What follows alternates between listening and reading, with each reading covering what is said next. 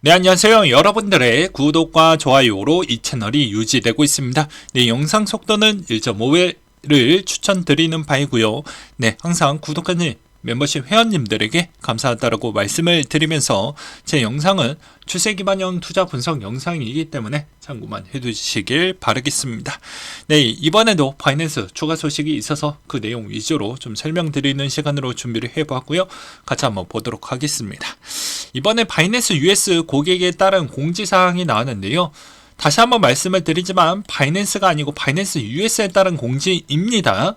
네, 보게 되면 일단 입금 부분은 중지가 됐고 이제 여기에서 출금도 6월 13일부터 인출이 이제 중단될 준비를 하고 있다라는 걸 공지를 했기 때문에 이제 바이낸스 US에 있는 서비스가 이제 정상적이지 못하는 형태로 갈 확률이 매우 높아지고 있다. 이렇게 보시면 될 것 같습니다. 그러면 당연히 바이낸스 US를 대략적으로 한번 보게 된다고 하면 당연히 비트코인 비중 높고 이더 그 다음에 그런 형태로 되어져 있습니다. 대부분 여기 상위의 마켓 거래량 추이를 보게 되면 거의 다 증권의 좀 비중이 높게 평가되어져 있는 코인들 위주로 좀 볼 수가 있겠고요. 그러면 여기에서 이제 볼 수 있는 데이터량만 추려서 간단하게 한번 대략적으로 보도록 하겠습니다. 일단 거래소는 주력 수입이 어디입니까? 거래 수수료에 따른 수입비가 상당히 크겠죠. 그래서 US 비중도 보게 되면 대략 100만, 1000만, 억, 10억 10억 달러가 거의 피크치이고요. 5억 달러 정도가 거의 평균값이다 라고 보시면 될 것 같습니다. 이것도 약간 높게 잡아준 건데요. 어떻게 보면 이제 USB를 봤으니 기존에 있었던 이제 US도 한번 볼 필요성이 바이낸스도 볼 필요성이 있겠죠. 바이낸스의 총 거래 부분도 같이 한번 좀 보도록 하겠습니다. 땡겨서 보게 되면 자, 최고값 대비로 보지 않고 그냥 대략적으로 보겠습니다. 100만, 1000만, 억, 10억, 100억, 200억 달러 정도 나오는데요. 평균 추이가 그럼 대략 200억 달러니까 대략 한 25조 원 정도 잡아주면 되겠죠. 그러면 현재 시점에서 아무리 많이 US가 서비스가 종료가 됐다라고 한들 거의 여기에서에 따른 운영에 있는 기금에 차질이 생기거나 아니면 그만큼 수입이 좀 많이 줄어들어서 운영난을 겪거나 이렇게 보기에는 조금은 어려운 부분은 있을 것으로 생각이 듭니다. 그럼 한편으로는 왜 미국 사업을 계속 유지하려고 하는 이유는 무엇일까요? 과거 2022년도 4월달 기사를 보게 되면 대부분 전체 시장 대비 추이를 보았을 때 가장 많은 거래처 비중은 미국, 그 다음에 어디입니까? 독일, 그 다음에 일본, 그 다음에 한국 순위였기 때문에 미우나 고우나 계속 두드려 맞는다라고 해도 바이낸스가 미국을 계속 고수를 했던 이유가 그런 거라고 보시면 될 것 같습니다. 그러면 이게 파장이 어디까지 흘러갈 수가 있냐면요. 그만큼 수익성이 그나마 좀 줄어드는 현상은 있기 때문에 그리고 입출금 부분에 따른 준비금도 어느 정도 또 빼주어야 되기 때문에 그런 관점까지를 고려를 한다라고 하면 당연히 어느 정도 시장에 미치는 영향은 좀 있을 것 같다 라고 저는 말씀을 드리고 싶습니다. 그래서 바이낸스 CEO가 임직원 서한에 어려운 시기 있겠지만 같이 이겨내자 라는 이야기가 있었고 반면에 이제 게리 겐슬러는 암호화폐 업계만큼 규정 위반, 정보 조작 만연한 것도 없다. 비즈니스 모델 매번 바뀌고 공개하기 불편하더라도 투명하게 정보 공개를 해야 되는데 그런 걸 안 하니까 문제이다 라고 이야기를 했었고요. 요 중간 사이에 빈틈을 또 비집고 아크 인베스트는 코인과 관련된 주식을 추가적으로 매입을 해주고 있는 실정입니다. 근데 왜 이런 시점에서 이제 게리 겐슬러가 이렇게 공격적인 발언을 하는 시점은 아무래도 저번에 말씀드렸던 기존에 있었던 그런 이런 CBOE에 있는 파생상품 거래나 현물 거래소를 이제 조만간에 하반기에 준비를 하려고 하는 움직임, 그러니까 국가가 직접 개입을 해서 움직이려고 하는 그런 거래소 움직임이 이번에 포착이 됐기 때문에 여기를 좀 키워주려고 하는 거 아니냐라는 저의 개인적인 의견을 좀 드리고 싶었고요. 그리고 또 다른 측면으로 본다라고 하면 여전히 이 작년에 뭐 거래소 문제점, 그리고 또 해당에 있는 코인의 스테이블 코인에 따른 문제점을 제기를 했는데, 스테이블 코인은 이제 유럽에서 이제 미카라는 제도가 어느 정도 나왔고 미국도 어느 정도 정리를 하려고 하는 수순에 일단 프레임에 일단은 들어왔으니까 그거는 별로 딴지를 걸진 않을 것 같지만, 기존에 가장 큰 문제였던 증권형과 거래소에 따른 문제점 어떻게 해결할 거냐, 자기에 따른 실적 압박이 상당히 많이 들어왔을 거라고 저는 추정을 하고 있는 바입니다. 그래서 강도 높게 좀 이야기를 했다라고 생각이 들고요. 또한 주변국들에 따른 동향도 상당히 빠르게 지금 변화하고 있다라는 것입니다. 러시아나 홍콩 같은 경우에서도 이렇게 뭐 어떻게 보면 지금 효율의 시대에서 비효율의 시대로 넘어가고 있기 때문에, 러시아나 홍콩 쪽에서 자금이 코인 쪽으로 이렇게 해서 접근을 하게 되면 이걸 확인하기가 어렵고 추적하기가 어렵기 때문에 쉽지가 않겠죠. 그렇다 보니까 아무래도 이 시점에서 이제 CBOE를 빨리 키워서 가져가려고 하는 속셈이고, 이 사이에 계속 빠른 규제 형태로 계속 모니터링을 하고 있다라는 걸 좀 키워주려고 하는 거 아니겠냐. 그래서 미국의 상원 의원도 법무부 바이낸스 수사가 좀 필요하다라고 이야기를 하기도 했습니다. 그래서 과거 동향을 한번 쭉 찾아보았는데요. 올해 초에 2월 13일 날 BUSD 미등록 증권으로 SEC가 매우 막 패기도 했었죠.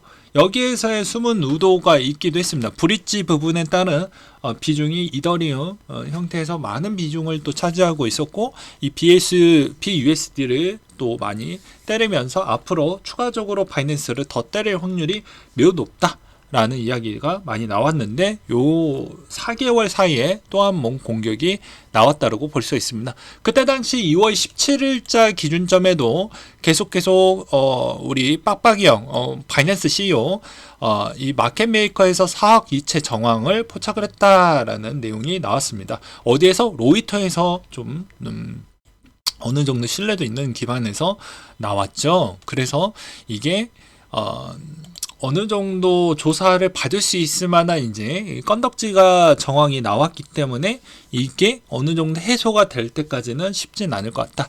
그리고 바이낸스 CEO 자오 장평 같은 경우에도 이거 문제없다 입으로만 자꾸 이야기를 했지 뭐 특별한 뭐 근거나 자세한 내용 부분을 공개하지 않고 넘어갔으니까 이런 또 부스러기가 계속 나왔고, 그리고 행동 부분도 약간 의심적인 부분도 해결을 하지 못했다는 게 좀 아쉬웠다라고 저는 표현하고 싶습니다. 그래서 이제 아무래도 바이낸스 US 지분 줄이기가 추진이 들어갔다라는 건 이제 어느 정도 선긋기가 이미 진행을 했다라고 보는 게 맞겠죠. 5월 12일자니까 이미 어느 정도 정보가 들어왔으니 사전적으로 좀 줄이려고 하는 거 아니겠냐.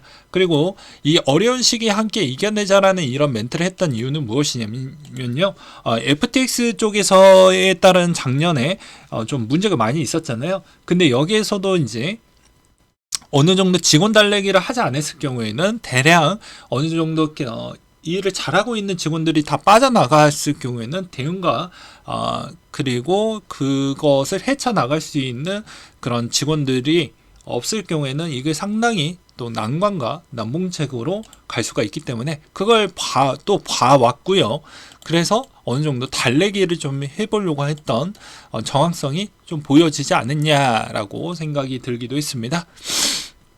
또한 반대로 코인베이스는 스테이킹 사업을 포기 못하겠다라고 하면서 코인베이스 전체 순이익의 3% 정도를 차지한다라는 내용이 나와주기도 했었고요. 그 다음에 또 보게 되면 기존에 이제 디파이 쪽에서 있는 소식을 또 준비를 해보았습니다. 커브 스테이블 코인, 커브 USD 발행량 1,400개 정도를 또 육박했다라고 하는데요.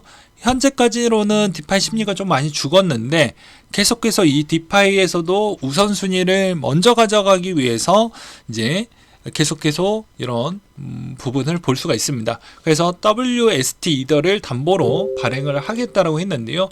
지금 상태에서는 아무래도 이렇게 좀 활발하게 움직이고 있는 건 개인 지갑으로 많이 빠져나갔던 물량도 있고, 그리고 어차피 디파이 농사하려고 하는 사람도 어느 정도 적어졌고, 여기서 시장에 충격을 준다라고 해도 어차피 5% 내외일 것 같고, 하다 보니까 이제 적극적으로 좀 디파이 애들이 이번에 내가 좀 1등을 해보겠다라는 움직임이 약간씩은 보여지고 있는 것 같기도 합니다. 그 다음으로 또 보게 되면 에이브나 그 다음에 에이브도 뭐 비슷하게 스테이블 코인 출시 부분을 했죠. 그 다음에 메이커 쪽은 저축 이율을 좀 높여서 해보겠다라고 이제 거버넌스를 붙이기도 했습니다. 그래서 3.5%대까지 올려서 좀 가져가 보겠다라는 동향도 있기도 했었고요. 그 다음에 이제 GMX V2라는 것도 이번에 또 출시를 했었죠. GMS 쪽에서. 그래서 여기에서도 수수료와 분리된 풀, 그리고 저지연 오라클을 구현을 해서 6월 말까지 좀 출시를 하겠다라는 내용이 좀 있었고, 와이파이 같은 경우에서도 기존의 Y-이더의 프로토콜 수익 공유를 할 수 있게끔 이제 이것을 좀 더 만들어 봐서 새로운 상품을 좀 만들어 보겠다라는 이야기가 또 나와주기도 했습니다. 그리고 이제 블러 같은 경우가 이제 아무래도 이번에 9,800만 달러의 순환 공급량 40% 언락 예정을 갖고 있다라고 되어져 있고요. 조만간에 라이트 코인의 반감기도 좀 있죠. 이런 내용들을 좀 잘 챙겨 보시길 바라겠습니다. 근데 한편으로 이제 커브 같은 부분은 일단 고소권도 있습니다. 그 이유는 여기에서도 보시다시피 커브 유동성 풀에 예치를 해서 수백만 달러 상당의 수수료 수익을 좀 챙겨준다라고 되어져 있었는데, 여기에서도 어느 투자금을 뭐 돌려받지 못했다, 뭐 이런 이야기로 인해서 좀 약간 문제점이 좀 있다라고 보시면 될 것 같습니다. 그러면 이 상황이 과연 어디까지, 뭐 바이낸스 부분은 어디까지 뭐 영향을 끼칠 거고 우리는 어떻게 행동을 해야 될까요? 라고 이제 물어보실 것 같은데요. 바이낸스 쪽에 있는 움직임은 조금 파급력이 꽤 됩니다. 왜냐하면 이제 이 해당에 있는 채굴 해시풀에 따른 동향도 약간은 요즘은 좀 수그러들고 있잖아요. 물론 이제 BRC20이 약간 수그러들어서 그런 영향성도 없지 않아 있겠지만, 반면에 바이낸스가 갖고 있는 자체 채굴풀에 있는 지분도 상당하기 때문에 전체적으로 바이낸스가 약간 좀 위축기가 들어간다고 하면 전체적인 비트코인도 당연히 위축기로 들어갈 수밖에 없습니다.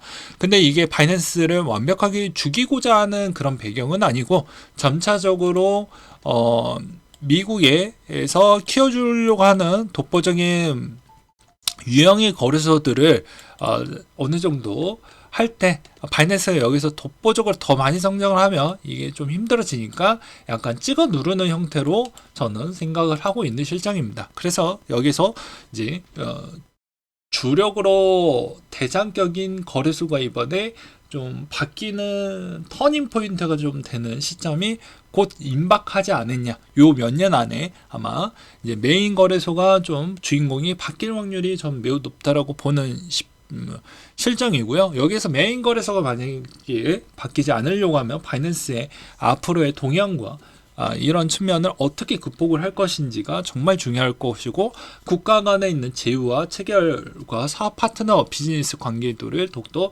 어떻게 신뢰도를 쌓고 또 돌파할 것이냐가 정말 관건이 될 것 같습니다.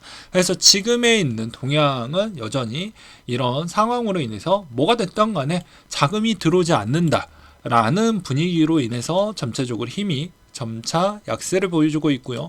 반면에 이제 나스닥도 같이 볼 필요성이 있겠죠. 나스닥도 현재 시점으로 보게 되면 좀 높은 위치에 있어서 어떻게 보면 코인을 투자하고 있는 입장에서는 상당히 조금은 부담스러운 위치인 건 분명하긴 합니다. 물론 지금의 빅테크들이 계속해서 올라와주고 있어서 어느 정도 내려가는 폭은 조금 더 둔화할 수는 있겠지만, 이번 바이낸스 사건 추이는 계속해서 영향을 올해 하반기 때까지는 계속 끄집어 갈 확률이 매우 높다라고 보시면 될 것 같습니다.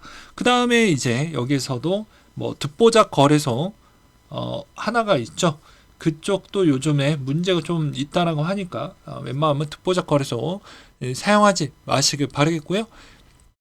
그러면 일단은 우리는 답은 정해져 있습니다. 어차피 코인이 문제 있는 게 아니고 거래소에 따른 문제점이 있기 때문에 더 저렴한 구간에서 어느 시점에서 우리가 비트코인에 접근할 거냐가 정말 중요할 것이고요. 어차피 그래 봐야 해외 거래소 쪽에 따른 측면은 여기에서 만약에 입출금이 막혔다라고 하면 상당히 곤욕스러울 수는 있겠지만, 반면에 우리 입장에서는 이래저래 다 빠져나갈 수 있는 군형들이 많잖아요. 그래서 우리와는 별개이다라고 보시면 될 것 같습니다.